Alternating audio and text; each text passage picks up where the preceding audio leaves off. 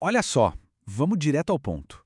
Uma coisa que está acontecendo agora, a milhares e milhares de quilômetros daqui, pode mexer e muito com o dinheiro no bolso de todo mundo. E sabe quem percebe isso primeiro? O mercado financeiro. Ele não espera, ele reage em questão de segundos. E essa reação, bom, ela bate no dólar, no preço da gasolina, na comida que a gente compra, ou seja, no nosso custo de vida. Parece loucura, né? Como é que um conflito do outro lado do mundo faz o preço das coisas subir aqui na prateleira? A grande questão não é nem se vai ter uma guerra. A questão é como essa tensão toda se transforma num problema financeiro pessoal do dia a dia.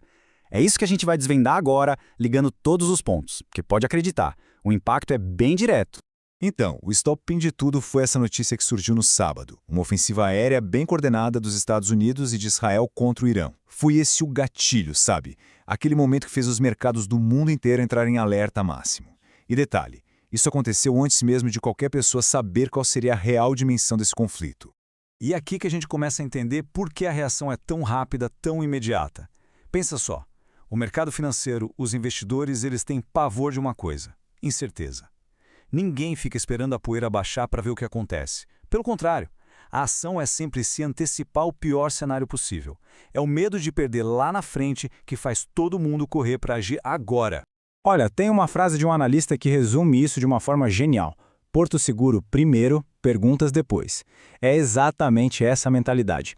Captura perfeitamente o instinto do capital numa hora de crise. Ou seja, a primeira coisa a se fazer é proteger o dinheiro. Depois, com calma, se tenta entender o que está acontecendo. A prioridade número 1, sem dúvida alguma, é fugir do risco. E essa fuga para a segurança, ela tem um caminho bem claro, um fluxo quase que previsível. O dinheiro começa a sair de investimentos considerados mais arriscados. Estamos falando de ações de empresas, de mercados de países emergentes e até as criptomoedas sentem o baque. E para onde vai todo esse dinheiro? Ele corre para os famosos portos seguros. Basicamente, o dólar americano, o ouro e os títulos do governo americano. São ativos que, em tempos de caos, todo mundo enxerga como mais estáveis, mais confiáveis.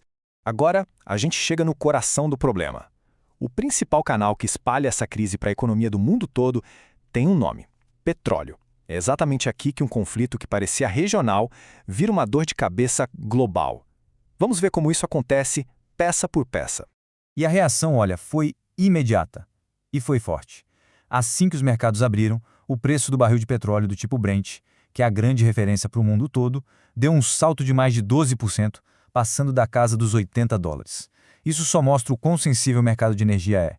Qualquer sinal de fumaça no Oriente Médio já causa um incêndio nos preços. Mas por que essa sensibilidade toda? A resposta está neste ponto do mapa aqui, o Estreito de Hormuz. Pensa nele como se fosse a principal artéria do coração da energia mundial. É um caminho super estreito e mais de 1/5 de todo o petróleo que o mundo consome passa por ali. Então qualquer ameaça de fechar essa passagem, mesmo que só um pouquinho, já significa um colapso na oferta de petróleo para o mundo todo. É um verdadeiro ponto de estrangulamento. E é aqui que o efeito dominó entra em ação. É uma peça derrubando a outra. Pensa comigo. O petróleo sobe. Automaticamente, a gasolina e o diesel ficam mais caros na bomba. Com o combustível mais caro, o frete para transportar qualquer coisa fica mais caro também, desde a matéria-prima lá na indústria até o produto que chega no supermercado. E claro, esse custo maior é repassado para o preço final. Resultado, inflação para cima. E com a inflação subindo, os bancos centrais são forçados a manter ou até aumentar os juros. E aqui a última peça do dominó. Juros altos significam que tudo que é crédito fica mais caro. O financiamento da casa, do carro, a fatura do cartão, tudo pesa mais. As empresas também pensam 2 vezes antes de pegar um empréstimo para investir. Com isso, o consumo diminui, as pessoas compram menos e a economia inteira acaba pisando no freio. Olha que louco! Um conflito lá do outro lado do planeta termina afetando o crescimento da economia bem aqui. Beleza. Já entendemos o que aconteceu e como essa engrenagem funciona. A grande pergunta agora é: e daqui para frente, o que pode acontecer? Bom, a força do impacto na economia vai depender diretamente do tamanho que esse conflito vai tomar. Então, vamos dar uma olhada nos futuros possíveis. Os especialistas estão trabalhando com 3 cenários principais. No primeiro, de conflito controlado, o petróleo ficaria ali entre $80 e $90.